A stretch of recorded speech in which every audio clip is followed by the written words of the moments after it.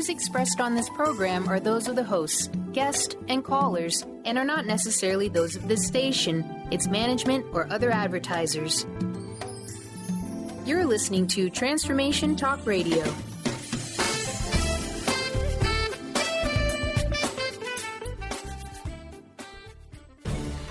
Get ready for a game changer.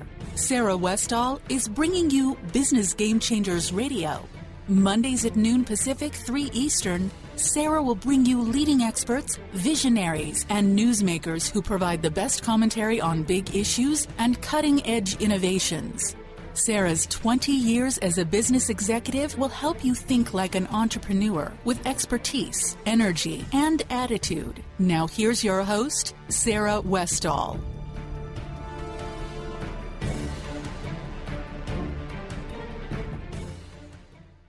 Welcome to Business Game Changers. I'm Sarah Westall, and you're listening to Conscious Business Radio on the Transformation Talk Radio Network, the best network on the planet. You should tune in if you're not a regular listener. We are growing leaps and bounds, and we recently won the International Stevie Award for Best Team. Great accomplishments, and there's great content on this network, so keep tuning in to everything that's going on here. But I want to start off with some interesting facts that I found from the Board of Innovation. You can find it too at boardofinnovation.com. Excellent website. But here's some facts that they came up with innovation facts. Okay, fact number 1, 95% of new products introduced each year fail. Oh, that's awful. Basically, companies come up with products, but they're not coming up with products that their customers want and address their needs. It's not solving a problem for their customer. It might be something fun to do, but you really need to understand what your customers need. Solving a customer's problem will result in much better results for your products. Just basic 101 of business. Fact number 2, 45% of working activities that people are paid for today can be automated by adapting current technologies. Now, this doesn't mean automating full roles. This is parts of roles, things to make you more efficient. Automating ordering processes, yes. Automating customer service, some of that stuff. I think some of that stuff is too automated. The customer calls in and can't get to a regular person. But this is about making your job more efficient and effective. So when we say automating 45% of your work, it's not getting rid of roles as much as automating parts of people's jobs. Okay, fact 3, 1 gigabyte of storage in 1993 cost over $9,000. Now it's a mere 4 cents. Can you imagine having a product that went down that much in cost? Well, you need to plan for some of that, especially if you're in that industry, obviously. Otherwise, you wouldn't be around anymore.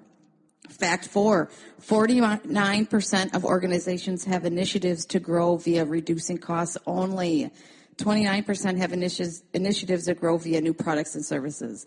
So the question is, what's healthier? Obviously, you want to do both. You're always striving to reduce costs. Always, always, always, always. But not at the expense of behaving ethically and taking care of your people. That's wrong. And you will end up taking yourself under indirectly anyways in the long run. But you should always look for ways to grow, not just by reducing costs, but also by expanding. Because if you're only reducing costs, somebody will eventually innovate around you. And that's not good. Employees average 31 hours a month in unproductive meetings. How many of you have endless meetings? So you all know what that means. Fact number 6. Now, I'm not sure what I think about this fact, but it took Slack, a team collaboration tool, only 15 months to reach a $1 billion valuation. Well, I have a lot of opinions about that because a valuation can depend on, as everybody knows, some of these companies that had no revenue had 1 billion valuations and they were way overvaluated. So even though this might be a fact that's true, you have to be careful on this. However, what I like about this is there are so many people that think small, and you need to figure out how you can think bigger. How can I think bigger and do something? Because I teach an entrepreneur class at the highly rated Carlson School at the U of M, and what I notice a lot of times is I have to work to get the students to think broader and bigger. And so it's a great example to do that. Now, the other side of that, the flip side is there's a lot of venture capitalists and people that always think big, and I think they think too big, grow too fast, and they destroy their companies that way. So it's always a double-edged sword, but most people tend to think too small.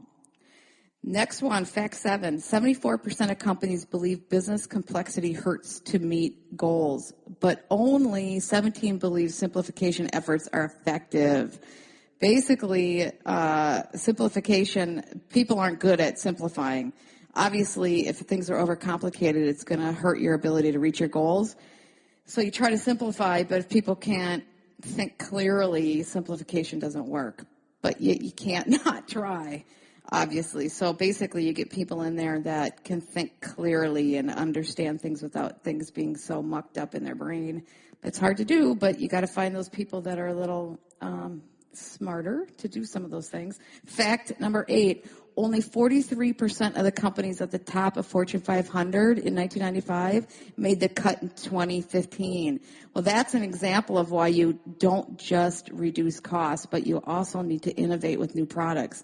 You need to do it. I know 95 or 94% or 96, whatever I said at the beginning, fail, but that's because you're not finding the needs of the customers. You can't back out and say everybody fails anyways. No, for the people that are looking for the customers' needs, the success rate is much higher for innovation. Fact number 9, Google searches for the terms how to reward innovation 6.5 times more results than how to encourage innovation. So people are trying to figure out how to reward it more than they're trying to encourage it. I think people are afraid to encourage it. So we probably need to think differently about that. 10, it takes 21 times before a new type of behavior becomes a routine. Basically, to change habits, it takes you 21 times of doing so. Everybody who tries a diet, that's the downfall of most people. If you want to change your diet, even if you're healthy in general, you're not overweight, but you need to change your diet because you're eating too many Snickers bars or you're doing or you want to exercise more, you can be thin and not fit. That's not the same thing. So let's say you want to create an exercise routine every morning or every afternoon. It takes you 21 times before you turn that into a habit. So just know that you got to create healthy habits. And takes 21 times. Okay, so that's my top 10 facts of the day that I wanted to share with you. Again, that came from the boardofinnovation.com. Excellent website. Today I have a fantastic person coming. Her name is Tamara Chandler, and she is the CEO and co-founder of People Firm, which is one of the Washington State's fastest growing businesses. And her company is consistently ranked as one of the top places to work, both locally in Washington State and nationally. She's won awards nationally. And they not only talk the talk, but they walk their talk. They're a company that looks to increase performance management. How can a company get better at this? And they do other things as well, but this is something that she has focused on recently because she put out a book called How Performance, let me give you the exact wording. It says How Performance Management is Killing Performance and What to Do About It. Basically, performance management is broken. We're sitting in a 1950s work environment, and that's what people are still using to manage people, but it just simply doesn't work. And simply put, by a major consulting firm, they say everyone hates it. Nobody does it well, and it simply doesn't work. In fact, Deloitte has studies that they've done recently that show that only 8% of companies believe their performance management process is highly effective in driving business value, and 58% say it's not an effective use of their time. They just think it's a total waste of their time. I think that a lot of people listening can relate to that. Further, their studies point out that 75% of respondents believe performance is a key issue. Of course it is. And 89% were either in the process of changing their system or were planning to do so within the next 18 months. So we decided to bring on the guru of this stuff, Tamara Chandler, and tell us what is going on here. It's so important for us to be able to perform, but it's just not working. And those 10 facts that I said at the beginning kind of shows you some of the places that we're just not making it. We're not with so many of the Fortune 500 companies not still in that list, each decade it changes out. There's huge turnover. Obviously, there's companies that are doing it right, and there's other companies that just aren't getting it done. So she's going to share with us what she believes are the 8 fatal flaws of performance management. And she thinks it's time to leave the past behind, and these old school methods of tracking talent are just not cutting it. And she has these 8 fatal flaws to teach people what they're doing wrong, but also how to change it and how to do it better. We also talk about why a work culture based on need to know kills the urge to participate. Basically, you only tell certain people things they need to know, and it basically kills the environment. How to recruit change champions to support your revamp efforts.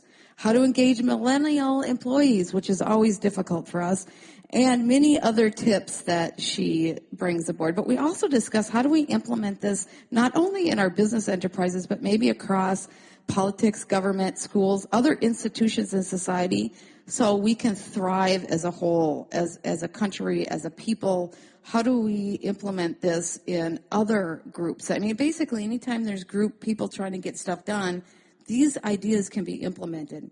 So now I'm excited to introduce Tamara Chandler to the program. Hi, Tamara. Welcome to the program. Good morning, Sarah. How are you? I am great. I want to talk to you about performance. You are a performance expert, and there's a lot of people not performing out there. And there's a lot of reasons. And a lot of people managing those people that aren't performing. So, yeah. So what is the latest scientific research say about motivation? Why are these people not motivated to do anything? Well, it's funny because I think for so long, a lot of what we've been doing is focusing on the motivation techniques that really are the lesser careabouts for most people. And a lot of us in this business now really look to a lot of Daniel Pink's research, for example, that talks about autonomy and purpose and mastery being the key things that people really care about. And this is, ensuring that you're talking about a professional organization or someone who is making enough money that they're not really worrying about those basic needs that they have. Once you get past that, when you're trying to motivate people, what people really want to be part of something. That's the purpose. Am I connected? Do I feel like the work that I'm doing is contributing to something that's making a difference? They want to be known and recognized for their expertise. That's the mastery. Am I good at what I do? Yeah. Do I feel important? Do I feel like I'm successful day in and day out? And they want the autonomy. And that's a tricky one. That's one I think a lot of organizations get wrong because they think, well, does that mean we just let people run willy-nilly? Well, no, that's not what that means. What it means is we really need to give people a framework, which ties it again back to the purpose. What are we trying to accomplish and how do you contribute? But then within that framework, give people the freedom and the flexibility to understand how they bring what they're great at and make that, a reality. So basically, we manage what, kind of at a high level, what their goals, what they're doing, not every detail of how they're doing it. Exactly. So what do companies and managers do now that really kills motivation? Well, the one, you just essentially named one, and that's micromanagement. When we start to really, be looking over people's shoulders, be nitpicking, be saying, hey, you should have done it this way or that way, we really kill that inspiration, we kill the innovation, and we kind of train people to I only do what I'm told to do, right? And then later we were like, why are people only doing what we've told them to do? Well, we've kind of trained them to do that. Because you just yelled at them for doing it a different way. Now everybody's afraid. Exactly. And oftentimes, when you think about the purpose one, when you look across that, and we at People Firm, we talk about 5 rings of high performance, and strategy is the top one. And strategy, and you look at all the research, is the number one driver of performance for an organization. And I think a lot of leaders don't understand how important it is to give people that sense of direction. Where are we going? How are they part of it? And, communicate that on an ongoing, reinforced kind of way. And that gets lost a lot. We think, they know, but they don't really know. Well, do we do some manipulative things? Because we're kind of the culture right now is anti-management. We've really come to that. where people just don't trust, the man, as you call it. Yeah. And so when you do get people motivated, what happens is you can kill motivation, I think, by just giving them a glimpse that you're just manipulating them to get to work hard. Yeah, for sure. I think that's for sure. And if you're not doing any of this in an authentic way, I mean, people are going to sniff that out pretty quickly, right? So it has to be authentic. Otherwise, exactly. I'm not your slave. I mean, it's kind of that mentality. Mm-hmm. So, okay, let's talk about competition, because competition can be good and bad, but what do you see competition as? Well, I think you're right. Competition can be good and bad. I prefer to see an organization and be focused on a competition that's outside the four walls of the organization, right? If you can unite around, hey, we have a common purpose and we are going against this particular competition, not in a negative way, but just in a way that kind of gets you like excited and going to compete, that's a really great thing. If we create a lot of competition internally, it doesn't take too long before that starts to become really unhealthy. So a little bit of internal competition is fine. A little bit of, poking each other in the ribs is fine. But if we get to the point where people really feel like, hey, I'm looking at my peer in the seat next to me, and in order for me to succeed, they need to fail, then we're in dangerous territory. Exactly. And unfortunately, that happens. It's that delicate balance between really creating a culture of performance and one that kills performance because they're too competitive. It's like that in high performance sports, where you're out there to compete hard against a team. So competition is really fun. But as soon as those athletes stop working together, then you can't compete well. You don't win. You have to be able to work well together in healthy competition, and you're competing hard against other teams. But as soon as you start competing too hard against each other internally to the team, that winning factor to compete hard against other teams start to break down. Yeah, absolutely. And, I'm not always a big sports analogy person, but in this case, the sports analogy is a great one. And a couple of years ago when the Seahawks won the Super Bowl, we actually wrote a paper about it, because if you looked at the way that the coach was leading that team, it was really about how they were going to succeed together. And there wasn't necessarily one superstar. It was all about how they were working together and doing the right things. And that's what we need in corporations, right? We're trying to drive collaboration and innovation and those types of things. So if we set up a competitive environment, we kill those areas. Or an unhealthy competitive environment. And different people have different roles, right? I mean, you need people with different skill sets. So yeah, and this ties back sort of to the idea of authenticity, right? So if we get real about who we are as humans, we all understand that we have certain strengths and we have certain weaknesses. And unfortunately, I think, coming out of sort of the era of the man, sort of the industrial era, there was this idea that everybody had to be great at everything. And so if you're trying to assess performance, you're trying to assess every person against all those same attributes. Well, that's sort of silliness. It's like we've created this construct that no one's going to be wildly successful in. And if we can look at the team and start to understand, hey, we all have different strengths, and if we can marry those strengths in the right way and bring them together so people can bring, I'm really great at this, but I'm not so good at that, but you're good at that, so why don't you do it? And bring that together, then we have a lot more power in the group, and we can be a little more honest with each other, right? Like, I mean, even here, my organization, everyone knows I absolutely hate reading legal documents. I'm suck at them. I don't interpret them right half the time. So I always go to different people and say, help me understand this. Because you probably go too fast and you're like, oh, God, I can't. That's all that legalese. I just get like, oh, my gosh, why can't they make this simple? I want to go fast. Well, and I think that there's a good...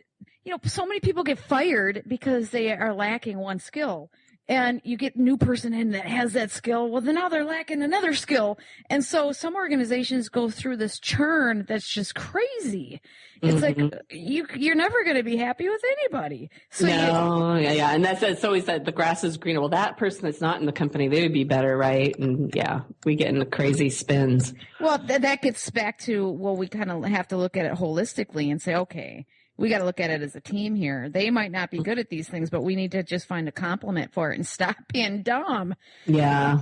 Well, can I tell you a little side story? Go ahead. Years ago, I saw a speaker, and it's horrible, I don't remember his name. He was from National Geographic, and he was an inspirational speaker. And I thought, well, this is an interesting choice. A National Geographic photographer is an inspirational speaker.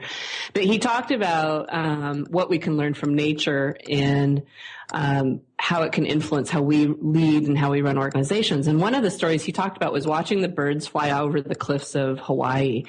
And I was recently watching this. I was just on vacation. I was watching birds do this. And he was talking about the difference between soaring and flapping. And when you watch a bird that catches the wing and just is flying, they literally they just soar with the wind. And it's beautiful and graceful. And then you watch a bird who's like flapping into the wind and trying to go against it. And that to me is such a great analogy related to this idea of our strengths. And if we can find those places where our people can soar, and where is the place, that gets back to this mastery, like where is the place that you can soar and we can get more out of that, and understand that over here you're going to flap, so we're going to go find somebody who can soar in that arena. Boy, you know it when you're in it. You know it when you're soaring, and you know it when you're flapping. And I think that if we can just get more, true with people about those spaces, we end up with such better conversations and people in a lot happier modes. Exactly. And I think giving a person a chance to flap a little bit so they can soar. Yeah. Right?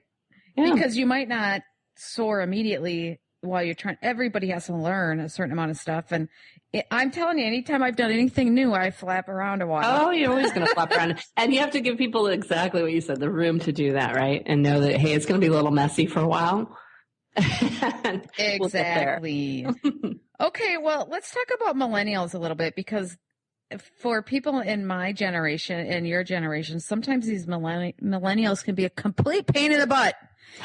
So how do you deal with these people that are just foreigners and aliens that we love? I have a kid who's a millennial too. I love them. I have one too. It's an interesting thing, because as we started to look more at the research about the generations, what we're finding is that maybe this generation isn't as crazy as we think they are. They're just young, and we just forgot what we were like when we were young.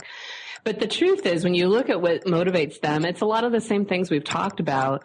But, sometimes they need that extra understanding the greater context, understanding how they fit in. They want to really contribute something. They want to be part of something. And I think we have to take the time to help them understand how they fit in. And I think the time thing is a big deal. They need more time.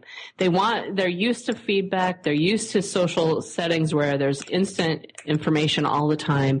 You need to kind of start to think about, for that audience, if that's what they're looking for, how do you provide them more frequency, more frequent touches, more perspective, more connections? Because that's what they're looking for. And they need a lot of it, right? Mm-hmm. And we just don't need as much. We don't want as much. So right. Is that the disconnect kind of? They need more than we want. I think that's the disconnect. And often I think that is less generational and more age in many ways.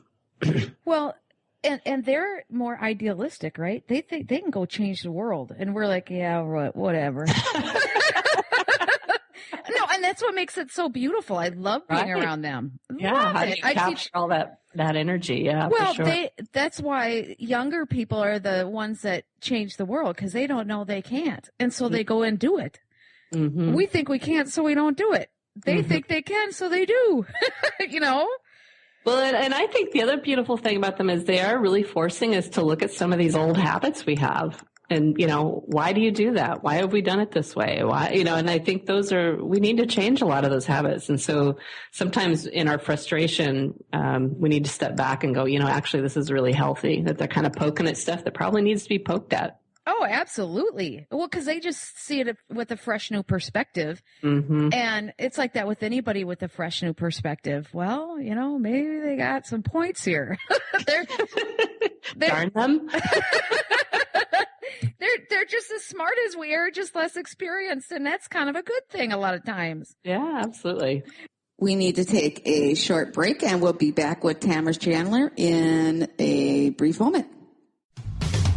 A word of caution: if you prefer the status quo and you are not interested in improving every aspect of your life, this book will trigger the shift out of you. The Truth is Funny, Shift Happens is available now. Author Colette Steffen brings the powerful knowledge and life-changing energy and empowerment from the radio airwaves to the pages of her new book.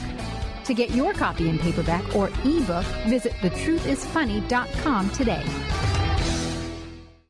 Song of the Heart, Walking the Path of Light, from author and healer Francine Vale, is available now. Through Francine's life story, we learn how imperative it is to love one another. Once this simple truth is learned, peace on earth will prevail. Song of the Heart is a life lived and a story told for this purpose. To learn more about Francine and her amazing gifts, or to order your copy of the book today, visit angelsandlightbeings.com. Get ready to experience Truth Talk Radio with host Deb Acker. Tune in to Truth Talk Radio each Wednesday at 3 p.m. Pacific on TransformationTalkRadio.com to illuminate the truth in your daily life as you experience life, love, and abundance from a whole new perspective. This hit show will leave you feeling lighter and bring you into a place of infinite possibilities every day in every way. Visit TruthTalkRadioshow.com for upcoming transformative topics and guests. Tune in to The Michael Shane Show, the third Tuesday of each month at 11 a.m. Pacific on TransformationTalkRadio.com and connect with the ascended beings to raise your vibration and manifest the life you desire.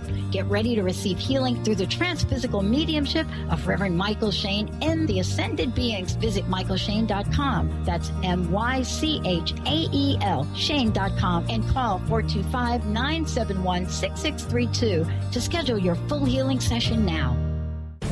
Are you ready for a game changer? Sarah Westall is bringing you Business Game Changers Radio. Sarah brings you leading experts, visionaries, and newsmakers who provide the best commentary on big issues and cutting-edge innovations. Sarah's 20 years as a business executive will help you think like an entrepreneur with expertise, energy, and attitude. Tune in to Business Game Changers Mondays at noon Pacific, 3 Eastern on TransformationTalkRadio.com. And we are back. This is Sarah Westall with Business Game Changers. And I want to remind you that we air in New York and Rhode Island and Connecticut. And we're also streaming on multiple channels, including Transformation Talk Radio. And we are playing 6 days a week on Transformation Talk Radio, which I'm excited about. So you can hear me. Got to look for the schedule, and you'll be able to hear it replay multiple times during the week. And also, if you want to go to my website at sarahwestall.com, you can hear any of my past podcasts or any of the blogs that I write on the radio show that I do. Each radio show, I write up a description of what's going on and do a blog on it. So lots of cool information there. Once again, sarahwestall.com. And we are talking with Tamara Chandler, and she is giving us some amazing insight on how to get our act together with performance management, how to change the way that we think about this so that our companies, our businesses can thrive, or our institutions can thrive. So let's rejoin that interview now. Okay, so you say that there's 8 fatal flaws with performance management. And I want you to go through those and explain them to us. And your first one is, what is your first one here? I have a theory without evidence is just a bad theory. Yeah, so what does that mean? That means if you're full of crap, you're full of crap? Kinda. Well, you know, it's this whole journey in writing the book about performance management started for me with a call from a CHRO at a local company here that I worked with, and he said, "Tamara, I need a white paper for my leaders. We're getting ready to redesign performance management, and they're researchers, they're scientists, they're super busy. It needs to be fact-based. It needs to be quick. It needs to be all those things. But hey, can you please answer this question for me? Can you help me understand how performance management, as in the traditional model that we've done, you know, the annual reviews, the feedback forms, the ratings, all that stuff, how does that actually drive performance?" And when James asked me that question, I thought, well, we should be able to answer that question. And what was so interesting, Sarah, as we started to really dig into it, what we realized is you can't actually link the process of performance management to an increase in performance. What you can link is increased engagement to performance. There is a ton of research, Gallup's done a bunch, that shows the causal relationship to the more we're engaged as employees, the better our company performs. Then there's more passion. Yeah, there's more passion and people work harder. They put more into it. They care more, so that drives performance. So then you'd say, okay, well then if we can connect performance management to engagement, then we've got something, right? Because we can sort of hop skip from performance management to performance. But that's where the problem breaks down. Because when we look at performance management, we can't actually tie it to engagement. In fact, there's a lot of research that says for many people, performance management, the way that we're doing it today in the traditional sense of the word, is actually driving disengagement. Yeah, we're doing the opposite. We're doing the opposite. We're micromanaging performance, and that bugs people. So that's flaw number one, is this idea that we're thinking that this process that we're doing is actually having the outcome that we want and driving performance. And so we need to sort of step back and look at the whole process. Okay, well, your flaw number two is nobody really opens up with the person who pokes them in the eye. If you're going to kick my butt, I'm not going to tell you what you're going to kick my butt over what I tell you. So I'm not going to tell you. Well, traditional performance management typically has an annual review in the cycle, and maybe there's a mid-year touch base with the manager, but usually it all boils down to this one big meeting, right? That the employee maybe wrote a self-review, they're coming to the table, the manager's written a review, and they're supposed to sit down and have this career development, performance conversation all boiled in this, 60 minutes or whatever the time allocation has been set. Well, the problem with that is that any employee knows that coming into that meeting, I need to be at my best. I need to make the best case, because whatever the outcome of that meeting is, it's going to influence my promotion, the projects I get, my pay. There's all sorts of implications of this down the line. So I'm not coming to that meeting as an employee with a open mind and authentic, hey, I really want to have a great conversation about my career, my contributions, and those types of things. You're really coming in to negotiate how you performed in order to drive those outcomes you need. Or you're coming in just to get through it, right? Oh, God, it's performance review time. How do I get through this? How do I get through this? And the manager is coming to the table oftentimes with their own agenda, because maybe they have a limited amount of budget. Maybe they only can make so many. Yes. Maybe they, So what happens is you have this meeting that becomes really a really unauthentic negotiation between two people trying to drive to some kind of outcome. And what gets lost in it is what we've really wanted this to be. We've lost the idea of how do we help people develop. We've lost the idea of how do we connect them to the organization. All that gets lost, and it becomes much more of a... So what do you do instead of that?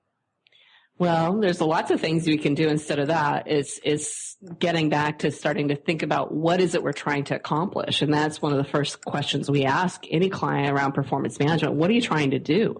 Is this a development conversation? Is this truly just trying to assess someone's compensation or reward philosophy?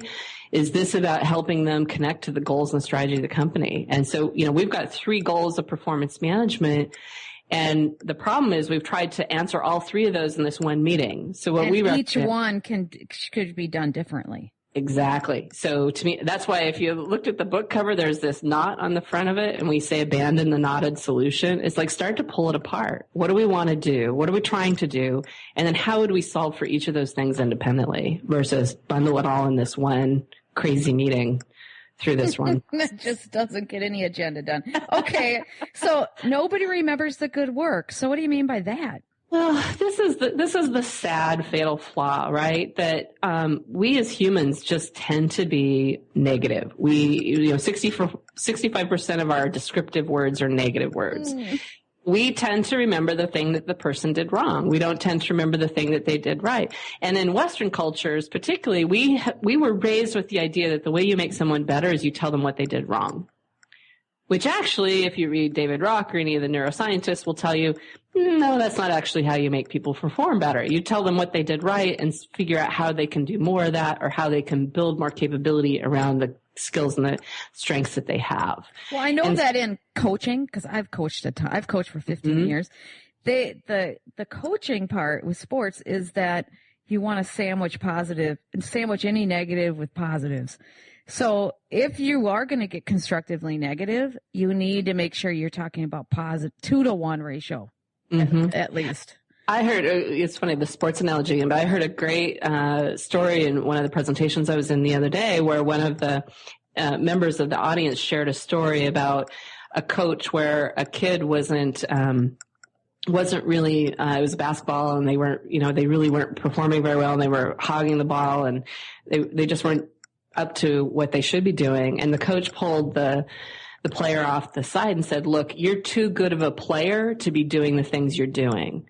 And so when you say it in that manner, what you're doing is you're giving them the confidence that, hey, look, you have these capabilities and you're not using them to the best of your ability versus, saying, hey, you got to quit being such a jerk and, you're this and that and you're bad and everybody, yeah.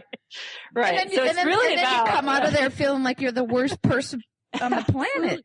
Well, and here's the really, really sad thing about fatal flaw number 3 is even a lot of your strong performers leave the performance management process feeling badly. Yeah, they feel like they're awful when actually they're superstar. Yeah, and you talk to a lot of managers and they'll say, oh, that was, I gave them a great review, and you talk to the person, they're like, that was horrible. Well, and don't you think that as somebody who is a superstar, if they hear a negative, that's all they hear? Right. Because they're so geared to perform and to please. A lot of people are, aimed at pleasing or really performing and shining. And so if they think they're not shining, it's just demoralizing. They're your type A personalities, right? They want to be great. They want to be loved. And they can't, it's very difficult for them to absorb that feedback. And then the worst of all is if you get into organizations who are ranking people, because I always say, who's the only person that's going to leave a ranking process who's happy is going to be number 1. Yeah, everybody else feels like crap. Yeah, even number 2 is going to feel like crap, right? Like, why am I not number 1? Doesn't that get back to competition, though? That's the unhealthy competition. Exactly. And you have to rank different skill sets. Okay, we just got done talking about people having different roles. Well, why you're ranking things wrong? So such and such might be number 1 in this particular skill set, and the other person's number 1 in this skill set, but yet you're valuing different skills over different skills. I mean, it just doesn't make sense. Yeah, it doesn't make sense. Okay, so we are not machines. So we are not machines. We're not a cog in a system. They used to talk with that language.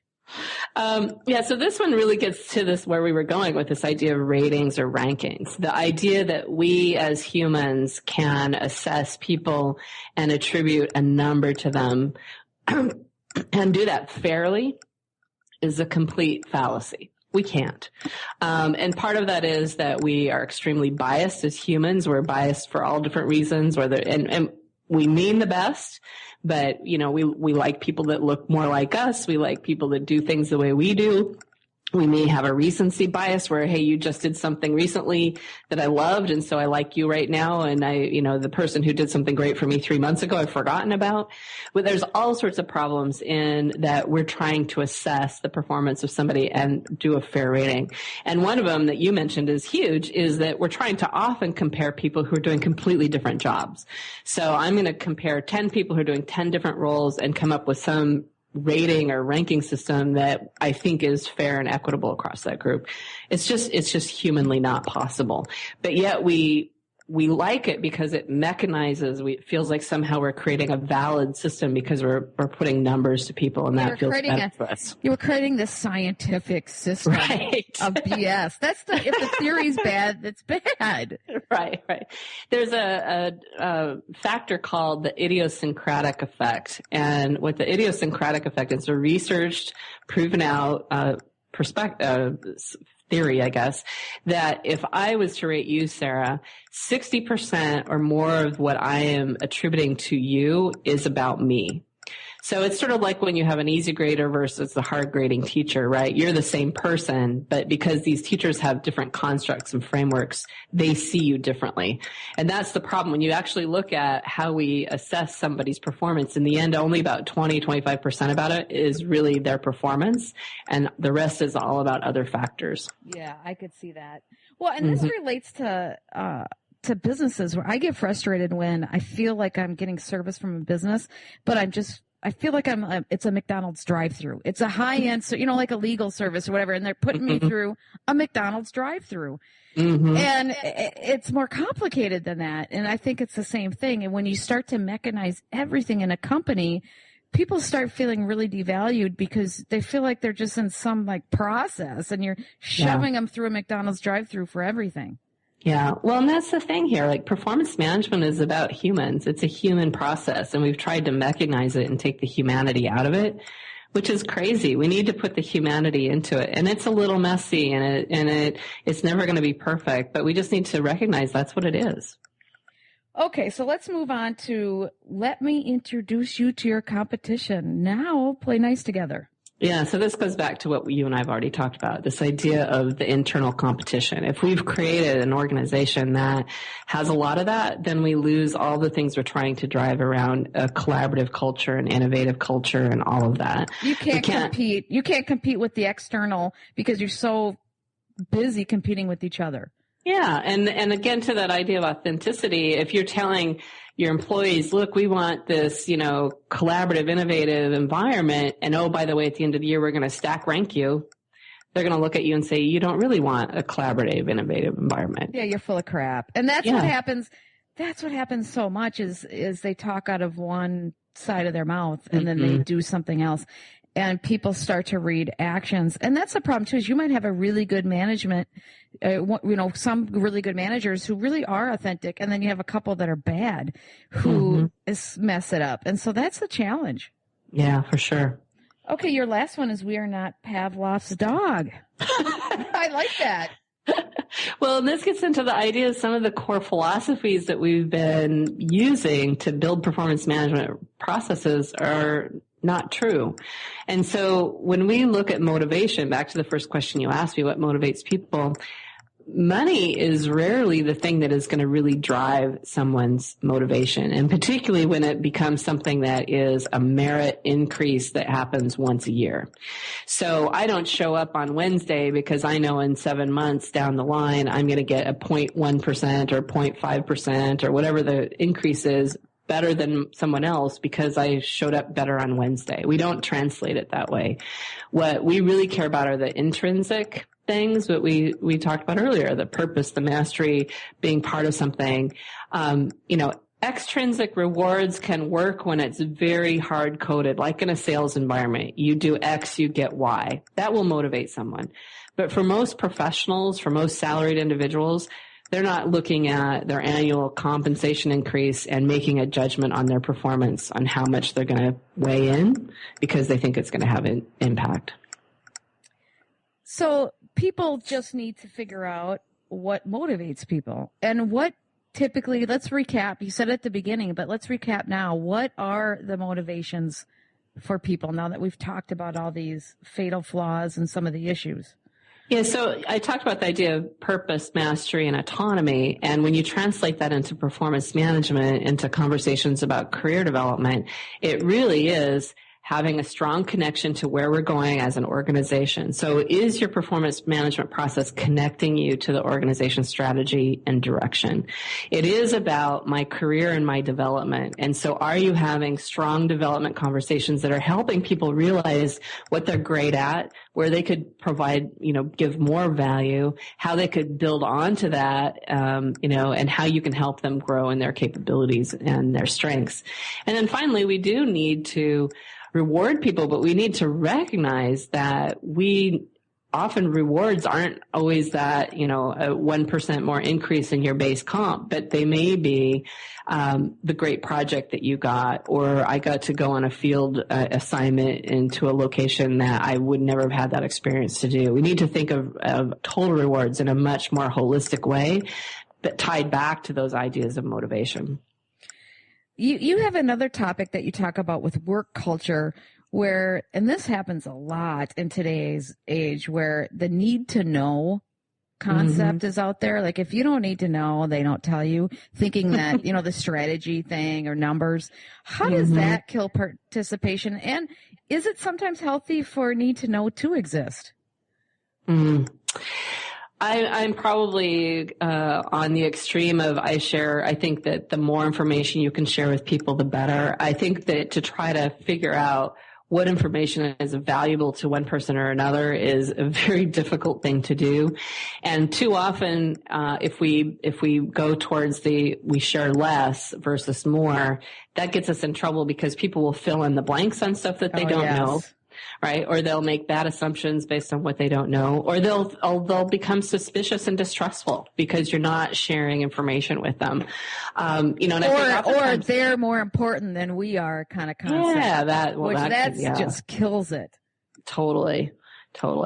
And, the more information people have, I mean, I believe a lot in people, and I think the more information they have, the better the insights that they can bring. And you may get value from a corner you never expected when someone can engage in a way that is more thoughtful because they have more information to work with. Well, with business and the world changing so much, my whole radio show is about change, right? Mm-hmm. It's about how the world is changing, what's the edge of innovation, what's disruption, all these things. What do you need to bring in a change champion, you call it, recruiting change champions? Because is there a different concept with that? Do people think differently? I mean, what is that all about? Well, we write about the change champions in the sense of if you're going to change this performance management process. And one of the things I talk about first is you have to lead the leaders, to start with, right? Because they have to be your change champions first and foremost. If you don't have an executive team and a group that is supportive and understanding of this, you're really going to struggle. And unfortunately, what I see too many people do is back away from educating those executive leaders. They're a little bit scared to tell them, look, you don't really know, or that the ideas that you've used for your whole 30 years of your career actually don't hold water. And you don't need to tell them that. But that's the habits that they just think, the same concept with millennials. We just won't accept that. And so they're going to come in with kind of a wall up, aren't they? Yeah. Well, they have 30 years of experience thinking they know what they're doing. Yeah. And that's why, I say you've got to lead the leaders. You've got to spend the time and if you have an organization that's leaders are still kind of far away from these ideas, it's probably going to take some time to help bring the science in, bring the data in, help them understand why there's a better way to help people build their careers to manage performance and those types of things. So you have to definitely start there. But I also think that you need to look at across the organization and say, who are the other champions out there who can help us advocate, can help us connect these ideas, both with the leaders and with our employees. And so that's when we talk about the change champions. We're really saying, who's that group that's going to help you bring these ideas, listen to the organization, feed that information back to you, and help you move the organization in a forward way so you really can change the way that you're working. Now, where else can these ideas be implemented besides in a business?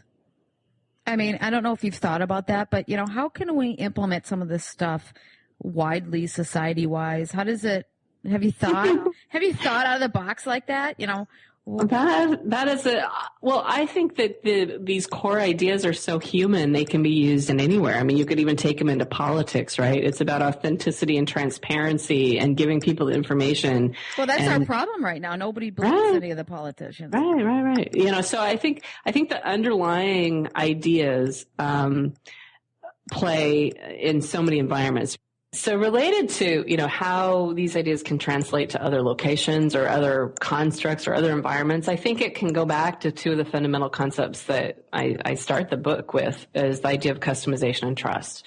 And if we can create environments of trust where, as we've talked about, it's authentic. We trust our employees. We trust them to make good decisions. We give them the information that they need to make those decisions, and we put a lot more energy into that. That is very powerful.